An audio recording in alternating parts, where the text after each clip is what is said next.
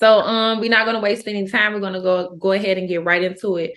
So if you don't know what business funding is, it's basically what people say OPM, using other people's money to fund profitable businesses.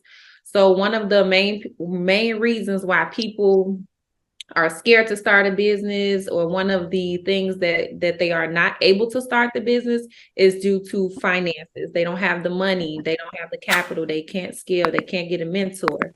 So one of the best ways is leveraging your personal credit to get business funding. So you'll get business credit cards, and then you'll be able to use what you are approved for to fund your business. So in a full overview, that's what business funding is. We are using other people's money to fund our business that will make us money and then repeat. So let's get right into it. So here is the introduction. So this is basically everything that we'll be getting ready to talk about. I will show you the banks, credit unions, and lenders that pull from each bureau. You'll also be made aware, I believe Cam hit it yesterday, on how to remove inquiries fast, and I'll also hint on that as well. Those are very important when you are going in to get business funding. And I'll go ahead and explain that. And if you do have inquiries that you need to get rid of, I'll show you 2 methods on how you can get rid of those as well. And then this whole webinar is going to be about how to get the maximum of funding. So I want to make this very clear.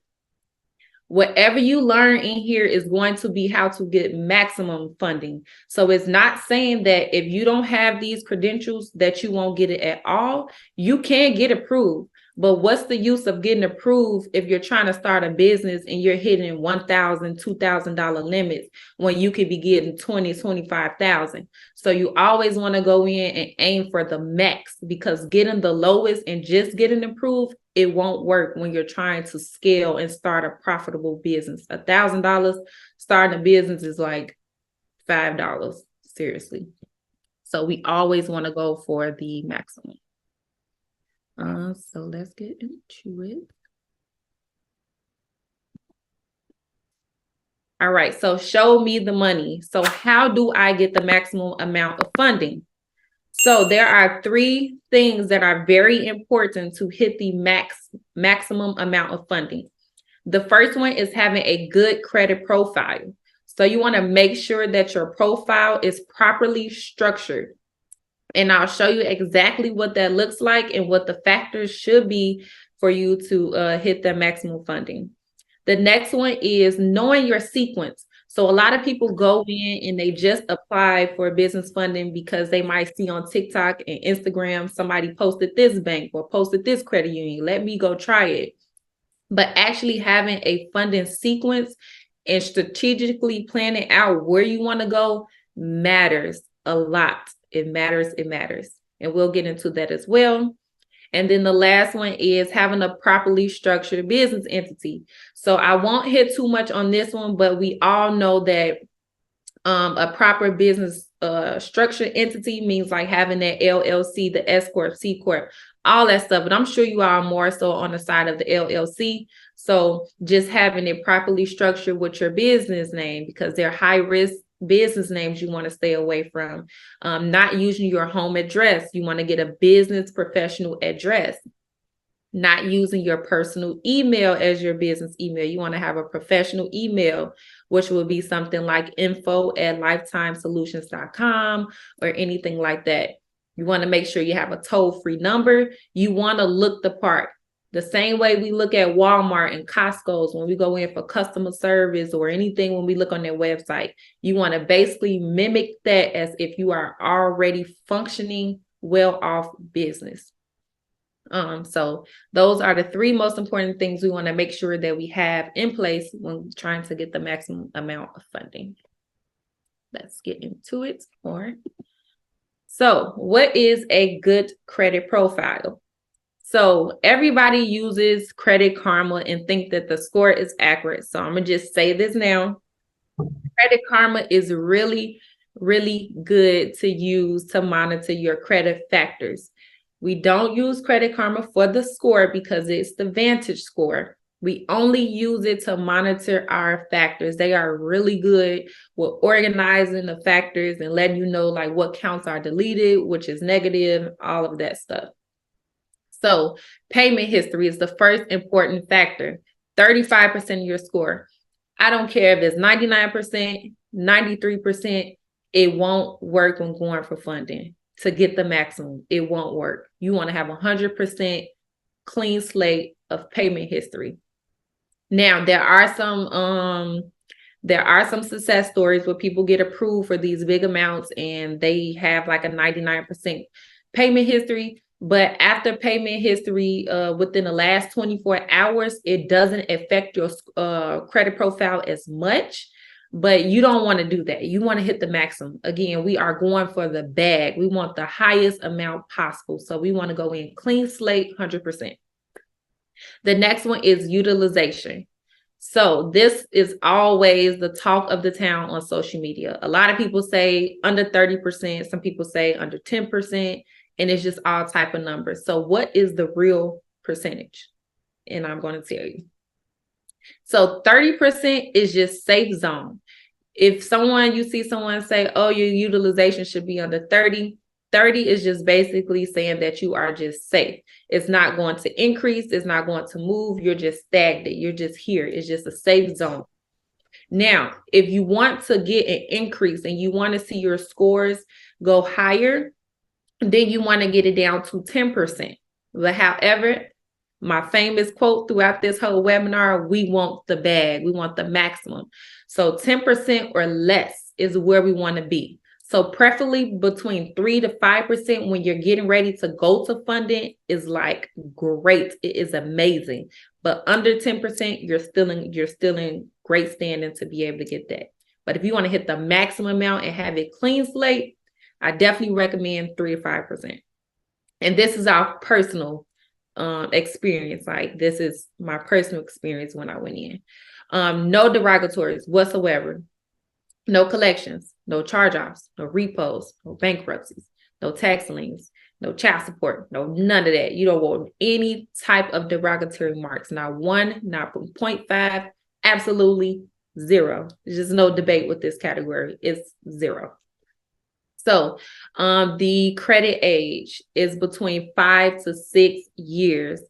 So this is another one where people can typically have like 4 to 5 years and still get good approved for a good amount of funding.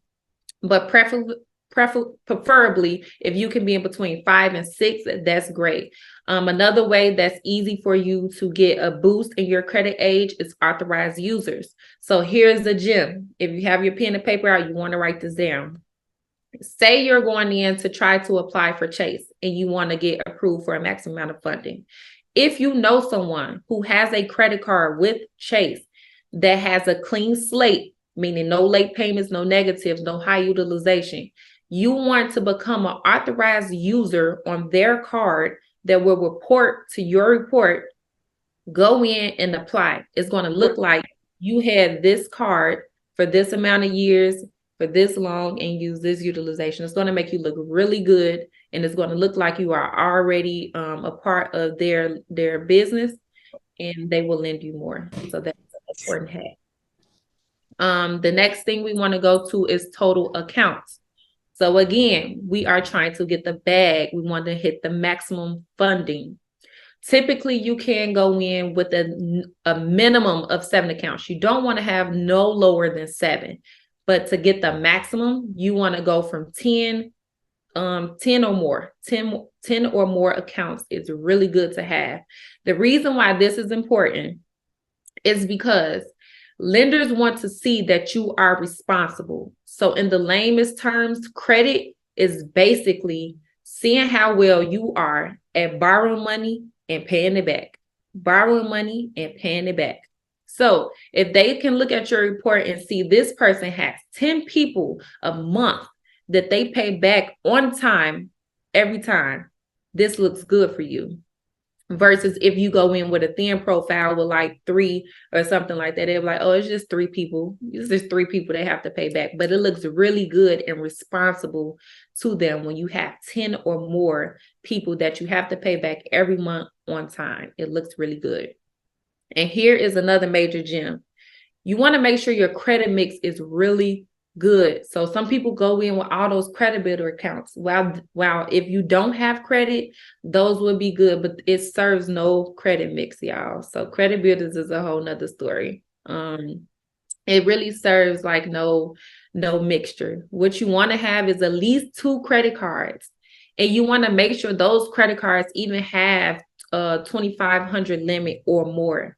And again, this is to get the maximum amount of funding. Patience always plays a part as well. You want to make sure you have 2 credit cards.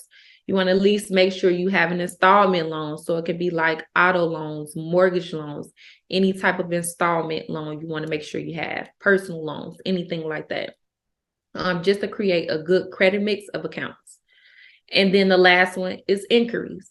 So as Cam stated, he showed you how to get those inquiries removed. So anything that's not attached to like an Opal account, those are easy. You can get those out the way, removed within 24 to 48 hours.